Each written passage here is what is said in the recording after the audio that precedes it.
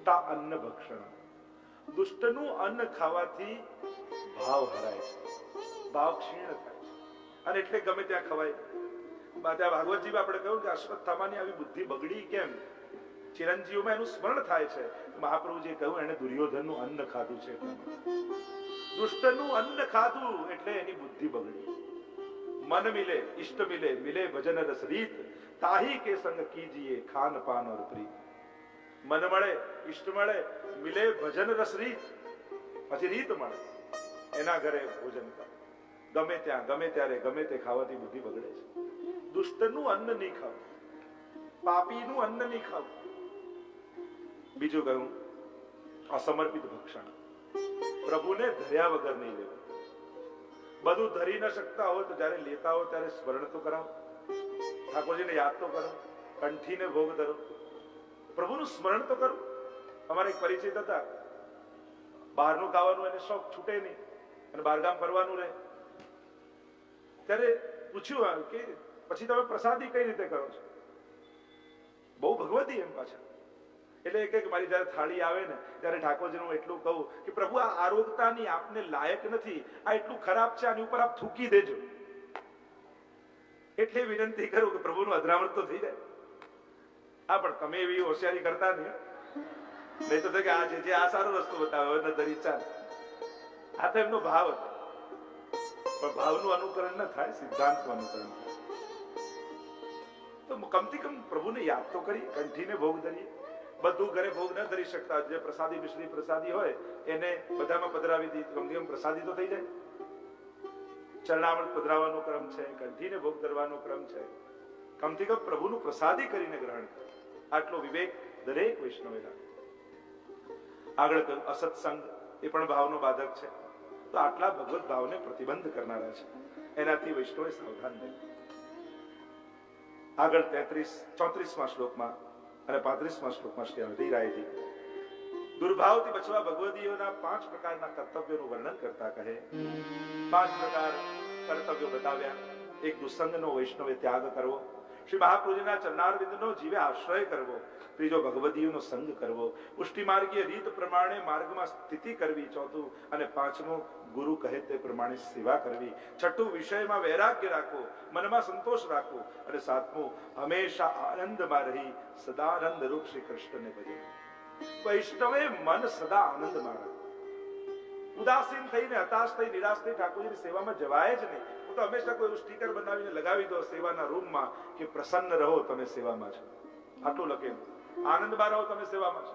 તમે ઠાકોરજી મહાપ્રભુજીના શરણે આવ્યા, દુઃખ કેવું? બીજા શ્લોકમાં જે તાપ પ્રગટ થયો એનું વર્ણન કરતા હરિરાયજી કહે, હે ગોપીજનોના ઈશ, હે ગોકુલના આનંદદાતા, હે ગોવિંદ, હે વ્રજ ભક્તોના પ્રાણપતિ, હે કૃપાનિધિ, મને દર્શન આપો. આજે એક શ્લોક આપણે એમ બધા જ શ્લોકોમાં, હવે દરેક શ્લોકના માં જે નામ છે એ નામની પાછળ એની ભાવનાઓ પણ છે. એક નામ કયા સ્થિતિમાં કઈ લીલાનું સ્મરણ કરીને સ્વામીજી પુકારે છે. 50 સંયોગાત્મક નામ છે અને 14 વિપ્રયોગાત્મક નામ છે. એ દરેક નામની પાછળ એની લીલા અને એની ભાવના છે. 16મા શ્લોકમાં શ્રી હરિરાયજી આજ્ઞા કરતા કહે, હરિરાયજી અદ્ભુત શિક્ષાપત્ર લખીને મોકલ્યું છે. કહે સ્વામીજી આવી રીતે હંમેશા જલ્પના કરે છે, ગાન કરે છે, પુકાર કરે છે. આપણે પણ તેમના ભાવને જાણીને અહર્નિશ એવી ભાવના કરી. આ બધા શ્લોકો નામો લખી અને હરિરાયજી કહે કે આ સ્વામીજી આ રીતે રોજ શ્રી ઠાકોરજીના માટે જલ્પના પુકાર કરતા હોય. તો વૈષ્ણવે પણ બને તો અનવસર સમયે આ સર્વ નામોનું 12મા શિક્ષાપત્રનો હંમેશા પાઠ કરી અને આ રીતે એનું સ્મરણ કરવું જોઈએ. અહીંયા 12મા શિક્ષાપત્રને આપણે વિરામ આપીએ. શિક્ષાપત્ર 13, 11 શ્લોકમાં 13મું શિક્ષાપત્ર હરિરાયજી લખે, પ્રધાન વિષય છે સર્વ સ્થળથી ચિત્તને નિવૃત્ત કરી અને પ્રભુના ચરિત્રમાં ચિત્તનો નિરોધ કરવો, પ્રભુની લીલાઓમાં ચિત્તનો નિરોધ કરવો. અને પ્રથમ શ્લોકમાં હરિરાયજી કહે, કાલઃ કરાલ સમુપાગતોયમ. આ કરાલ કલયુગ આવ્યો છે અને કલયુગે કર્યું શું? મતિ સતામ, સજ્જનોની બુદ્ધિને પણ હરી લીધી છે. સજ્જનોની મતિ પણ દુર્ભાવના યુક્ત થઈ ગઈ. એ પ્રભુને જાણી નથી શકતી. કલિકાલ તમચ્છન્ન દૃષ્ટિત્વા ગુસામપી. સ્વયં સર્વોત્તમ સૂત્રમાં ગુસાઈજી પણ કહે છે કે જ્યારે મોટા મોટા મહાપુરુષો પણ ભગવત મહાત્માને જાણી ન શક્યા, વર્ણવી ન શક્યા, અને ત્યારે દયા નિજ મહાત્મ્યમ કરીશન કુરતમ હરિ વાણ્યા યદા તદા સ્વાસ્યમ પ્રાદુર્ભૂતમ ચકારે. તો આવું કલયુગ આવ્યું છે, અને આવા સમયે બુદ્ધિને શુદ્ધ રાખવી બહુ અઘરી છે. ક્લેશનો યુગ એ કલયુગ છે. પ્રત્યેકના ચિત્તમાં કોઈ ને કોઈ પ્રકારનો ક્લેશ વાસ કરે છે, અને ક્લેશ વસે છે એટલે કલયુગ વસે છે. સપ્તશ્લોકીમાં એટલે જ શ્રી હરિગોસાઈજી પણ કહે, અભોગતમ સાવૃતમ કલિભુજંગ માસાદિતમ જગત વિષય સાગરે પતિતમ સ્વધર્મે રતમ યદિ ક્ષણ સુધાનિધિ સમોદિતોનુકંપામૃતા અમૃત્યુમ કરોત ક્ષણાદ અર્ણમસ્તુ મે તત્પદમ. અઘોગતમ સાવૃતમ કલિભુજંગ માસાદિતમ. કલિરૂપી ભુજંગ સર્પે ગ્રાસ કરેલો છે, બાંધેલો છે. પણ આ અંધકારમાંથી કોણ નીકળે? જેણે શ્રી વલ્લભના નખચંદ્રના પ્રકાશ જીવનમાં પકડાયો છે, અને એ પ્રકાશના આધાર પર જે જીવે છે એ જ કલયુગના તમસમાંથી નીકળી શકે છે. એવો કલયુગ જ્યારે આવ્યો છે ત્યારે જેણે શ્રી મહાપ્રભુજીનો આશ્રય કરનારા હોય, અને કાળના એ કાળ એવા શ્રી ઠાકોરજીને શરણરૂપ જે છે એ જ જીવ આ કાળમાંથી તરી શકે છે. ત્રણેય યુગમાં ધર્મ અઘરો છે. ત્રણેય જેમ સતયુગ, ત્રેતા, દ્વાપર, આ ત્રણેય યુગમાં ધર્મ સહેલો અને ધર્મી અઘરો છે. પણ આ કલયુગમાં ધર્મી સહેલો છે, ધર્મ અઘરો છે. ત્રણેય યુગથી આ યુગની ભિન્નતા એ છે કે આપણે તો ભગવદ ગીતા સબ જુગતે અધિકાઈ કલયુગ જા જુગ મેં શ્રી વલ્લભ પ્રગટે સેવા રીત દિખાય. આપણે ત્યાં કલયુગ ભલે કરાલ કયો છે, પણ એની એક વિશેષતા એ છે કે અબજો ભઈ સો કબહુ ન ભઈ. આ કાળમાંથી, કલયુગમાંથી તરવાનો એકમાત્ર ઉપાય એ શ્રી મહાપ્રભુજીનો આશ્રય છે. કલયુગ મેં સબ ધર્મ કે દ્વારે રોકે આए શ્રી વલ્લભ ખિડકી પ્રેમ કી નિકસ જાય છે. એક બારી કલયુગમાં ખુલ્લી છે, કારણ કે કલયુગમાં બધે ભવ્યતા દેખાશે, વ્યવસ્થાઓ દેખાશે, જાહો જલાલી દેખાશે, બહુ અનુકૂળતાઓ દેખાશે, પણ ત્યાં ભગવાન નહીં દેખાય. ત્યાં જઈને ભગવાનનો અનુભવ નહીં થાય. ગુરુઓ પણ આજકાલ મેનેજમેન્ટ ગુરુઓ થઈ ગયા, ખાલી સંસ્થાઓને સાચવનારા જ થઈ ગયા, વ્યવસ્થા ઉભી કરી. આધ્યાત્મિકતા એમનામાં ક્યાં? એમના મુખ્ય ભગવત નામ ક્યાં? ભગવાન વિશેની વાત ક્યાં? જેની પાસે બેસવાથી ચિત્ત અલૌકિક થાય એ ગુરુ છે. જેની નજીક બેસવાથી પ્રભુ યાદ આવવા લાગે એ ગુરુ છે. ત્યાં જવાથી ભક્તિનો ઉદય થાય એ ગુરુ છે. બાકી બધા જ વ્યવસ્થાઓમાં પડી જાય. તો મૂળ વાત આ કલયુગની વિશેષતા બધા યુગ કરતા એક મોટી એ છે, જે ભાગવતજીમાં પણ કહ્યું ને કે અન્ય યુગોમાં બાકી બધું છે, પણ કલૌ કેશવ કીર્તનાથ, કેવલ નામ લેવા માત્રથી જ્યાં કૃપા છે એ કલયુગની વાર્તા છે. ત્રણેય અન્ય યુગમાં ધર્મની વાતો બહુ છે, ધર્મી ઓછો છે, ભગવાન વિશે ઓછું છે. ધર્મ છે, યજ્ઞ છે, તપ છે, ધ્યાન છે, મંત્ર ઉપાસના છે, બધું ધર્મની વાતો છે, પણ ધર્મીની પ્રાપ્તિ નથી. કલયુગની વિશેષતા એ છે, અહીંયા ધર્મ અઘરો છે. અહીંયા ધર્મ કરવો અઘરો થશે, કારણ કે સાધન શુદ્ધિ નથી. પણ એક વિશેષતા એ છે કે અબ જો ભઈ સો કબહુ ન ભઈ. આ કલયુગમાં વિશેષતા શું થઈ કે વલ્લભ પ્રગટ થયા, અને એમણે ધર્મીને સહેલો કરી દીધો. ઠાકોરજી તમારા ઘરે બિરાજી ગયા, અને જે સારસ્વત કલ્પની વાત હતી એ કલયુગમાં આ સાધારણ જીવોને પણ મળવા લાગી. આગળ ત્રીજા શ્લોકમાં શ્રી હરિરાયજી કહે, હરિરાય મહાપ્રભુજી કહે કે આ કલયુગમાં સત્સંગ દુર્લભ છે, અને દુસ્સંગ તો સામે ચાલ્યો આવે છે, વણ બોલાવ્યો આવે છે, અનિચ્છો આવે છે, ગમે ત્યારે આવી જાય છે. અને સત્સંગ માટે તો કેટલીય મહેનત કરવી પડે, કેટલીય કોશિશ કરવી પડે. અને કલયુગમાં એક વસ્તુ સમજી લેજો, પ્રયાસ વગર સત્સંગ અને સેવા નહીં મળે. અને દુસ્સંગ તો સામે ચાલ્યો આવશે, કોઈ પ્રયત્ન કરવાની જરૂર નથી. કોઈ ને કોઈ રૂપે દુસ્સંગ તો તમારા દરવાજાની બહાર ઉભ્યો જ હોય છે, મળી જ જવાનું. પેલું કેમ કે લોકોને દૂધ ઘરે ઘરે વેચવા જવું પડે ને પેલું પીવાનું હોય ત્યાં લેવા જવું પડે. આ કલયુગનું લક્ષણ. સારી વસ્તુ માટે બધે જ મહેનત કરવી પડે, પ્રયાસ કરવું પડે, અને ખરાબ માટે તો માણસ પોતે પ્રેરાય છે, પોતે કોશિશ કરવી પડે અને કરીને પાપ મેળવીને આવે છે માણસ. આ કરુણા છે કલયુગની. અને દુસ્સંગ સહજ આવશે, સ્વાભાવિક આવશે. ઘણી વાર કહું જેમ કોઈ ચેપી રોગ લાગ્યો હોય તેની પાસે તમે બેસો તમને ચેપ લાગી જાય, પણ કોઈ પહેલવાનની પાસે જઈને તમે બેસો તમે પહેલવાન ના થઈ જાઓ. એના માટે તો પોતે જ કસરત કરવી પડે. દુસ્સંગ આવા ચેપી રોગ જેવું છે, ક્યારે લાગી જશે ખબર નહીં પડે. પણ સત્સંગ માટે તો તમારે જ મહેનત કરવી પડશે, તમારે જ કોશિશ કરવી પડશે, તમારે જ પુરુષાર્થ કરવો પડશે. કારણ કે એ ભાવનાઓ જો ન કેળવી શક્યા ક્યારે મન બગડશે ખબર નહીં પડે. લાગતો ધર્મ પણ આપણને લાગે પુણ્યો સત્કર્મો કરીએ છીએ, પણ એ સત્કર્મો પણ ક્યાંક દુસ્સંગો રૂપે ક્યારે ફેરવાઈ જાય ખબર ના પડે. એ જ અહંકાર વધારનારું થઈ જાય. આપણને લાગે આ સત્કર્મ, આવી સારી દવાનું આવું ખરાબ સાઈડ ઇફેક્ટ. જો જ્યાં ગુણ હોય ત્યાં જ અહંકારની સંભાવના હોય. ખરેખર તો પુણ્ય કરી સદભાવનાઓ જાગવી જોઈએ, અને આજે પુણ્ય કરીને પણ અહંકાર જાગે છે. પુણ્ય બહુ સારી દવા છે, પણ એની અહંકાર રૂપી સાઈડ ઇફેક્ટ ના આવી જોઈએ. દીનતા વધવી જોઈએ કે ઠાકોરજીએ કૃપા કરીને મને સારું કરવાનો એક મોકો આપ્યો છે. લાગતા સત્કર્મો આપણને લાગે આ સારું કામ છે. જો એમ કે ખાલી સારું દેખાતું સારું જ કરવાથી જો પુણ્ય મળી જતું હોય, સવારે વહેલા ઉઠવાથી ભગવાન મળતા હોય તો છાપા વાળાને પહેલા મળવા જોઈએ. જો ખાલી વહેલા જ ઉઠવાથી ભગવાન મળી જાય તો લાગે કે હા સવારે ઉઠીને જાપ કરો, આમ કરો, દૂધ વાળાને પહેલા મળવા જોઈએ. લાઇબ્રેરિયનનો પહેલો ઉદ્ધાર થવો જોઈએ. બધા ગ્રંથોની વચ્ચે 24 કલાક રહે છે. જો આ ખાલી સારી સારી વસ્તુઓની વચ્ચે રહેવાથી જ ઉદ્ધાર થઈ જતો હોય તો કેવા કેવા ગ્રંથો લાઇબ્રેરીમાં હોય.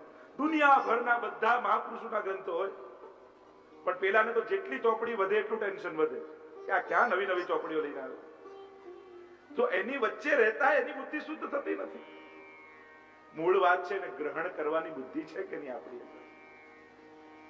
તો આ કલયુગમાં દુસ્સંગ સામેથી આવશે, એટલે સાવધાન રહેજો. અને સત્સંગ મેળવવા માટે તમારે જ પ્રયાસ કરવો પડશે. કથા જ્યાં બેઠી હોય ત્યાં તમારે જવું પડે, તમારા ઘરે નહીં પહોંચી જાય. પ્રયાસ કરવો પડશે. આગળ 10મા શ્લોકમાં શ્રી હરિરાયજી સમજાવતા કહે, જે દુઃખ ભક્તનું જે દુઃખ યુક્ત મુખ જોઈ શકતા નથી. હરિરાયજી કહે કે પ્રભુ એવા છે કે ભક્તનો દુઃખી ચહેરો જોઈ શકતા નથી. પ્રભુ માટે એ સૌથી કઠિન વિષય છે. ભક્ત જ્યારે દુઃખી થાય ને ત્યારે પ્રભુ પ્રવૃત્ત બની જાય. શું કરું, ક્યાં હશે આ પ્રસન્ન રહે. પ્રભુ એક જ વસ્તુ દુનિયામાં નથી જોઈ શકતા, ભક્તની આંખમાં આંસુ. અને એટલે ભક્ત માટે સ્વયં ભગવાન ચિંતિત બની જાય. અને જેમણે સુખ વિના અન્ય કશાનો અનુભવ કર્યો નથી, જે પોતાના ભક્તો પર અતિ કરુણા કરનારા છે, એવા શ્રી કૃષ્ણ એ જ મારું શરણ છે. પ્રભુ તો અતિશય કૃપાળુ છે. મહાભારતમાં પ્રસંગ આવે છે કે પેલો ત્યારે ભીષ્મજીએ કહ્યું કે કાલે અર્જુન સાથે ભયંકર યુદ્ધ કરીશ. પ્રભુને ચિંતા થઈ ગઈ, અરે મારા ભક્તને કંઈક થઈ જશે. બધાની સભા બોલાવી, ભેગા થઈને બેઠા છે અને ચર્ચા કરી રહ્યા છે. અડધી રાત પડી ગઈ છે અને પ્રભુ બધાની સામે જો બધા બેઠા છે પણ અર્જુન નથી. પૂછ્યું કે અર્જુન ક્યાં છે? કે તો શાંતિથી સુઈ ગયો છે છાવણીમાં. ભગવાનને આવ્યો ક્રોધ કે એના માટે અમે જાગીએ છીએ, ને સુઈ ગયો છે, હમણાં એને જગાડ. દોડતા દોડતા પ્રભુ આવે અને અર્જુનને જગાડ. જાગ, તારી જોડે ભયંકર યુદ્ધ કાલે ભીષ્મજી કરવાના છે, તારું શું થવાનું કઈ નક્કી નથી, અને તારા માટે અમે સભાઓ મીટિંગો કરીએ છીએ, ચિંતા કરીએ છીએ, તું સુઈ ગયો છે, આવું કેમ? ત્યારે અર્જુને કહ્યું, જેના માટે દ્વારિકાધીશ જાગતા હોય એને તો પછી નિશ્ચિંત થઈને સુઈ જવાનું. પ્રભુ જેની ચિંતા કરતા હોય એ જીવ પોતે ચિંતા કરે ને પોતાની, તો મૂર્ખ કહેવાય. આપ મારા માટે જાગો છો, પછી હું જાગીને શું કરવા? કારણ કે જેની ચિંતા ભગવાન કરનારો હોય ને એનું વાળ દુનિયામાં કોઈ વાંકો કરી શકતો નથી. તો આપણે એવા પ્રભુની શરણમાં છીએ. ભગવાન અપી પુષ્ટિસ્તો ન કરી શકે લૌકિકમ જગતિમ. પ્રભુ પરમ કૃપાળુ છે, પુષ્ટિ પુરુષોત્તમ છે. એ જીવની ક્યારે લૌકિક ગતિ નહીં થવા દે, એ નિશ્ચિંત માનીને રહે. તમે શરણાગત થયા છો અને શરણાગતના રક્ષણ કરવાનું પ્રતિજ્ઞા સ્વયં પ્રભુએ લીધેલી છે. 13મા શિક્ષાપત્રને સમાપ્ત કરીએ. 14મો શિક્ષાપત્ર 7 શ્લોકમાં હરિરાયજી લખે છે. પ્રધાન વિષય છે દુસંગથી બચવા, અન્યાશ્રયનો ત્યાગ. અને પ્રથમ શ્લોકમાં શ્રી હરિરાયજી આજ્ઞા કરે છે કે ઠાકોરજીના ચરણારવિંદ ચમત્કારી છે. તો પ્રાય પુષ્ટિ માર્ગમાં ચમત્કાર શબ્દ બહુ ઓછી જગ્યાએ વપરાય. મને લાગે કે શિક્ષાપત્ર સિવાય ક્યાંય ચમત્કાર શબ્દ નથી વપરાતો. પણ આ જીવને કૃપા કરતા પણ ચમત્કારમાં વધારે સમજ આવે છે. આ જીવને કૃપા દેખાતી નથી, ચમત્કાર તરત દેખાય ને એમાંથી જીવ આકર્ષિત થાય છે. કૃપાથી આકર્ષિત નથી થતું આ જીવ, કારણ કે પ્રભુની કૃપાને જાણી શકતો નથી, સમજી શકતો નથી. પણ ચમત્કારથી તરત એને આકર્ષણ થાય છે. અને ચમત્કાર કહેવાય પણ કોને? આપણા જ્ઞાનની બહાર જે વસ્તુ થાય એ ચમત્કાર. આજ મોબાઈલ ફોન આજથી 60 વર્ષ 50 વર્ષ પહેલા કોઈ વાપરતો હોય તને ચમત્કાર લાગે કે નહીં? ક્યું આવું કેવું કે વાયર પણ નથી વાત થાય છે? એટલે આપણા જ્ઞાનની બહાર જે વસ્તુ છે એ ચમત્કાર લાગ્યા. ઠાકોરજીની કૃપા સાધારણ જીવને ચમત્કાર જેવી લાગે છે. કારણ કે સમજાય નહીં, કારણ કે જીવ વ્યવહારને સમજે છે, કૃપાને સમજી શકતો નથી. એને એમ થાય કે હું આટલું કરું તો કોઈ આટલું કરે, પણ મેં કંઈ જ ન કર્યું હોય છતાં એ કંઈક કરે. આ કલયુગમાં તો આપણને એમાંય કંઈક લાગે કે મેં તો કંઈ કરતો નથી છતાંય આવું કેમ મારી સાથે આવું સારું સારું કરે. જરૂર કંઈક સ્વાર્થ લાગે છે. કોઈની ભલમનસાઈ પણ આજે આપણને એમાં સંસદ લાગે. એ જરૂર કંઈક સ્વાર્થ લાગે છે. મેં આના માટે કંઈ નથી કર્યું તોય મારા માટે આટલું દોડે છે, તોય મારા આટલું સારું કરી રહ્યો છે. શું સ્વાર્થ હશે? આજે આપણને કોઈ ભલું કરતું હોય તો એમાં એનો સ્વાર્થ દેખાય. તો આ જીવ એવો છે ને, લૌકિક બુદ્ધિ વાળો, એ પ્રભુની અહૈતુકી કૃપાને સમજી શકતો નથી. અને એટલે હરિરાયજી અહીંયા ચમત્કાર શબ્દ વાપરે છે કે ઠાકોરજી ના ચરણારવિંદ તો ચમત્કારી છે. અને ચમત્કાર કોને કહેવાય? એકદમ ધાર્યું ન હોય ને થઈ જાય. ચરણારવિંદ પણ એવા છે. આપણે ક્યારે વિચાર્યું ન હોય અને ચરણ સ્પર્શ કર્યા અને ચરણનો એવો ચમત્કાર દેખાયો. અને મોટો ચમત્કાર શું? વસ્તુ મળે ચમત્કાર. ક્રિશ્ચિયાનિટીમાં પેલા જીસસને પેલા ચઢાવ્યા ક્રોસ ઉપર, ત્યારે કોઈ પ્રશ્ન કર્યો કે બધાનું એ બદલી શકતા હતા અને આટલા આટલા ચમત્કારો એમણે કર્યા, તો પેલા લોકોના મન કેમ બદલી ના નાખ્યા? ચમત્કાર બતાવવો જોઈએ. ત્યારે એમણે કહ્યું કે જો વ્યક્તિના મન બદલી નાખે ચમત્કાર નથી, કે લોકોને, પરિસ્થિતિને, બધાને બદલે. ચમત્કાર તો સાચો એ બતાવ્યો કે મારવા બેઠા છે એના માટે દયાની ઈચ્છા રાખી. જો આ ભાવનાઓ શ્રેષ્ઠ વિપરીત પરિસ્થિતિમાં પણ બની રહે ને, સાચો ચમત્કાર એ જ છે. મહાપ્રભુજીના ચરણ ચમત્કાર શું કરશે? એવો સાધારણ ચમત્કાર નહીં કરે કે તમારી પરિસ્થિતિ બદલી નાખે. મોટો ચમત્કાર કરશે કે વિપરીત પરિસ્થિતિમાં પણ મન આનંદમાં બનેલું રહેશે. મોટો ચમત્કાર તો આ છે. વિપરીત સંજોગોમાં પણ સમજણ સારી બની રહેશે. વિપરીત પરિસ્થિતિમાં પણ ઠાકોરજીની કૃપા દેખાશે. મહાપ્રભુજીના ચરણારવિંદ આવો ચમત્કાર કરવાના છે. પરિસ્થિતિ બદલી નાખવી એ બહુ સાધારણ વાત છે, પણ મનસ્થિતિ બદલી નાખવી એ મોટો ચમત્કાર છે. કારણ કે મનસ્થિતિ બદલાય તો આપમેળે પરિસ્થિતિ પણ બદલાઈ જાય. ચમત્કાર તો આ મહાપ્રભુજીના ચરણારવિંદ કરવાના છે કે ત્યાં આટલી આટલી વિકટતા આવી દરેક લોકોના. કુમનદાસના જીવનમાં કેવી પરિસ્થિતિ આવી, સુરદાસના જીવનમાં કેવી વિકટતા આવી, પદ્મનાભદાસના જીવનમાં કેવી વિકટતા આવી, પણ કૃપા કઈ, ચમત્કાર કયો થયો કે આવી વિપરીત પરિસ્થિતિમાં પણ તલવાર પણ મહાપ્રભુજી માટે શ્રદ્ધા ઘટી નથી. આ મોટો ચમત્કાર છે. આવી આવી વિકટતામાં પણ શ્રી વલ્લભના ચરણારવિંદમાં શ્રદ્ધા ગઈ નથી. આ મોટો ચમત્કાર છે. પ્રભુ ઉપર ક્યારે સંશય આવ્યો નથી. આ મોટો ચમત્કાર છે. અને હરિરાયજી શિક્ષાપત્ર દ્વારા આપણા બધાના જીવનમાં આવો ચમત્કાર કરવાનો. 7 દિવસ તમે શિક્ષાપત્ર સાંભળ્યું છે, હવે તમારા જીવનમાં પણ આવો ચમત્કાર થવો જોઈએ કે ગમે તે પરિસ્થિતિ જીવનની આવી જાય પણ મારી શ્રદ્ધા ક્યારે ડગશે નહીં. એ મોટો ચમત્કાર તમારા જીવનમાં આ શિક્ષાપત્ર લાવશે. આ 7 દિવસ સાંભળીને શું થશે કે ચમત્કાર તમારા જીવનમાં થશે. અને ચમત્કાર શું હશે કે ગમે તેવી સ્થિતિ આવી જાય જીવનમાં, ગમે તેવી વિપરીતતા આવી જાય, ગમે તેવું દુઃખ આવી જાય, ગમે તેવું સુખ આવી જાય, પણ હવે તમારું મન ઠાકોરજીને છોડીને ક્યાંય નહીં. ક્યારે ઠાકોરજીને મહાપ્રભુજી માટે અભાવ નહીં આવે. આવો ચમત્કારી શ્રી મહાપ્રભુજીના ચરણારવિંદ. આ ચમત્કાર છે.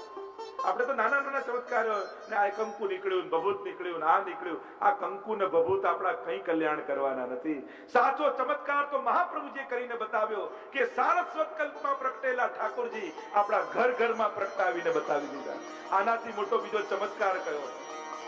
ઘરે ઘરે બિરાજમાન કરી ઘર ઘરને વ્રજ બનાવી દીધું. આનાથી મોટો ચમત્કાર કયો? એક સાધારણ જીવને વ્રજ ભક્તોનું સુખ આપી દીધું. આટલાથી મોટો બીજો ચમત્કાર કયો? સાચો ચમત્કાર તો આ છે કે જેનાથી ભવ ભવના પેરા ટળી જવાના. કંકુ ને ભભૂત આપણું શું કરવાનું? આ પ્રસિદ્ધિ કરાવશે કે આના ઘરે કંકુ નીકળ્યું, આના ઘરે ભભૂત નીકળ્યું. પણ એ કંકુ ને ભભૂત આપણા કોઈ કલ્યાણ કરવાના નથી. આપણું કલ્યાણ તો કેવલ પ્રભુ સેવા દ્વારા થવાનું છે. અને જો આ નિષ્ઠા દરેક, અને હું તો કહું સમસ્ત હિન્દુ સમાજને આવા નિષ્ઠાની જરૂર છે. જે અંધશ્રદ્ધામાં ધકેલાઈ રહ્યો છે આખો સમાજ, નાના નાના ચમત્કારોને જોઈને ક્યાં ને ક્યાં ભટકી રહ્યો છે આ સમાજ. અને ચમત્કારોમાં પડ્યા ને તો ક્યાંક છેતરાવાની સંભાવના જરૂર થશે. શોર્ટકટ ગોતવા ગયા ને, સહેલું ગોતવા ગયા ને તો ભટકવાની સંભાવનાઓ રહેવાની. એક વસ્તુ સ્પષ્ટ સમજી લો, બીજા કશા દ્વારા આપણું કલ્યાણ કલયુગમાં નથી. કલયુગમાં ઉદ્ધાર થશે તો સાક્ષાત ઠાકોરજી દ્વારા. અને ઠાકોરજીને મૂકી ક્યાંય ફાફા મારવાની જરૂર નથી. કારણ કે જો ભટક્યા તો આ કલયુગમાં આ સહેલું છે, આ શોર્ટકટ છે, અહીંયા જલ્દી કામ થઈ જશે. આવામાં પડ્યા ને તો જીવનને ગુમાવી દેશે. ભવ ભવના ફેરાઓમાં ભવકૂપમાં પડી જશે. છેતરનારા લોકો ઉભા જ છે, અને જે શોર્ટકટ ગોતવા જાય છે એને છેતરનારા મળી જાય. અને માણસ છેતરાય છે તો હું કેવલ છેતરનાર ઉપર આરોપ નથી મૂકતો, છેતરાવનાર પર પણ આરોપ મૂકું છું. કેમ આવા શોર્ટકટ ગોતવા નીકળ્યા? કેમ એવી લાલસામાં ફસાવ છો? મહાપ્રભુજીએ સ્પષ્ટ આજ્ઞા કરી છે, પ્રભુ દ્વારા જ આપણું કલ્યાણ છે. અને ભગવાનને છોડી જીવ ક્યાં ફાફા મારવાનો? ભગવાનથી અધિક કોણ આપી દેવાનું? એક વાત જો સ્પષ્ટ આપણો સમાજ સમજી લે, પ્રભુની સેવા દ્વારા કલ્યાણ. આટલી વાત, સરળ ને સહજ વાત, બધાને સમજાય એવી વાત, આટલું સમજી લે તો બધી અંધશ્રદ્ધાઓથી બચી શકાય છે. પણ માણસ શોર્ટકટો ગોતવા જાય, જલ્દી કામ કરાવવા જાય અને પછી ભટકે, પછી એનો માર્ગ ચૂકી જાય અને પછી છેતરનારા લોકો સમાજમાં મળી જાય. અહીંયા કહ્યું કે મહાપ્રભુજીના ચરણારવિંદ ચમત્કારી છે, એમાં ચિત્તને સ્થાપન કરવું તેમનું સર્વસ્વ તેના અનુગ્રહથી છે. ભગવદીઓનું સર્વસ્વ કેવલ ને કેવલ એમની કૃપાથી સિદ્ધ થવાનું છે. શ્રી મહાપ્રભુજી કલ્પ વૃક્ષ સમાન છે, બધું જ આપવા સમર્થ છે. અને એટલા માટે વૈષ્ણવે દ્રઢ કરી શ્રી વલ્લભમાં ચિત્ત ચરણ લગ્યો, ચિત્ત મેરો શ્રી વલ્લભ ચરણ લગ્યો.